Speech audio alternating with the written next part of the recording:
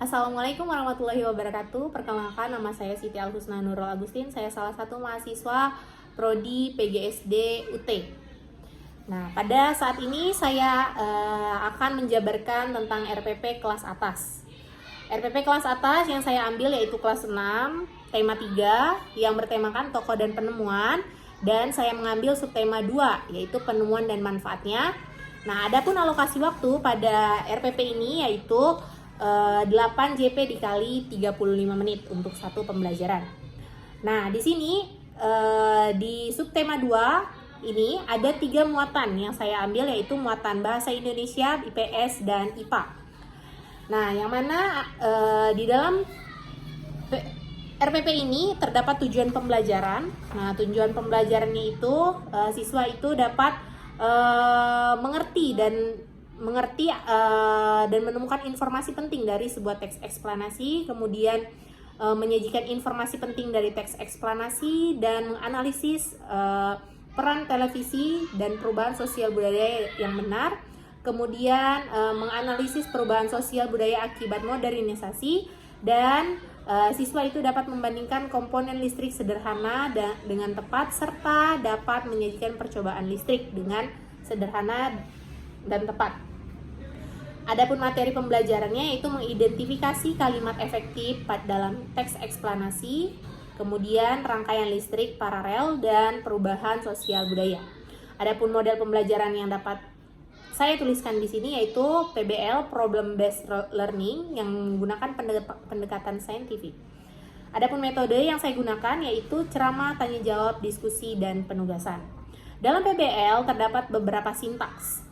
Nah, seperti halnya dalam pembuatan RPP itu dimulai dari tahap pendahuluan, yang mana di tahap pendahuluan itu terdapat di mana pembelajaran itu dimulai dengan mengkondisikan kelas terlebih dahulu, kemudian dilanjutkan dengan membaca doa, kemudian dilanjutkan dengan pengecekan siswa atau absensi. Nah, setelah tahap itu selesai, kemudian dilanjutkan dengan pengajuan pertanyaan, yaitu yang biasa disebut sebagai apersepsi. Nah, setelah persepsi, kemudian guru masuk ke tahap inti, yang mana di sini tahap inti yaitu terdiri dari orientasi siswa pada masalah, pengorganisasian siswa untuk belajar, dan membimbing pengalaman individu maupun kelompok. Nah, yang dilakukan di tahap inti ini di mana guru itu menyajikan video, yang mana video ini akan berkenaan dengan materi-materi yang akan dipelajari pada hari itu. Nah, kemudian setelah menayangkan video, guru memberikan pertanyaan. Video apa yang telah disaksikan, kemudian bagaimana perkembangan televisi dari video yang sudah disaksikan. Nah, itu akan memancing siswa untuk berpikir dan mengemukakan pendapatnya. Dan setelah itu ditanyakan kembali bagaimana manfaat menonton televisi bagi kehidupan sehari-hari, dan di mana siswa itu dibimbing. Nah, dibimbing dengan diberikan pendapat berdasarkan pertanyaan yang sudah diajukan oleh guru.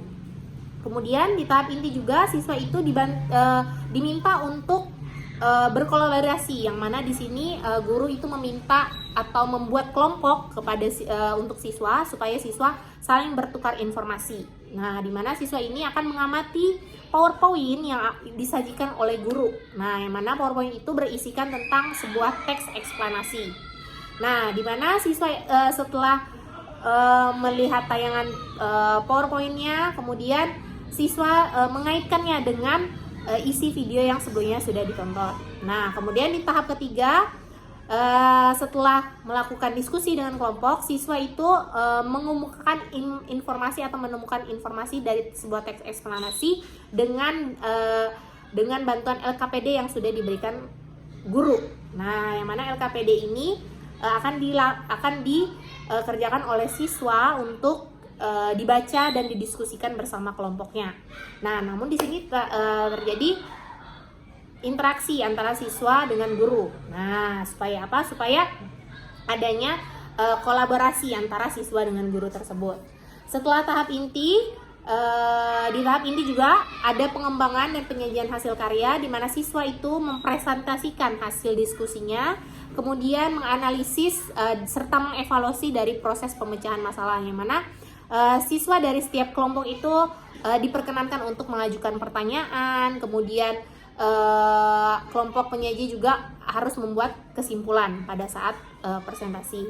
Nah, setelah tahapan inti selesai, baru masuk ke tahap penutup, yang mana siswa bersama guru itu melakukan proses yang nama refleksi. Nah, di mana proses refleksi ini seperti pengambilan kesimpulan, kemudian siswa itu merangkum pembelajaran dan mengerjakan soal-soal evaluasi yang sudah disiapkan sebelumnya.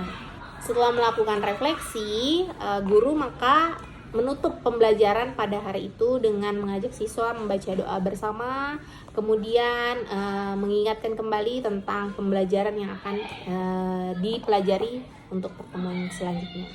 Itu saja penjelasannya yang dapat saya jabarkan mengenai RPP kelas atas. Kurang lebihnya saya mohon maaf. Terima kasih atas perhatiannya. Wassalamualaikum warahmatullahi wabarakatuh.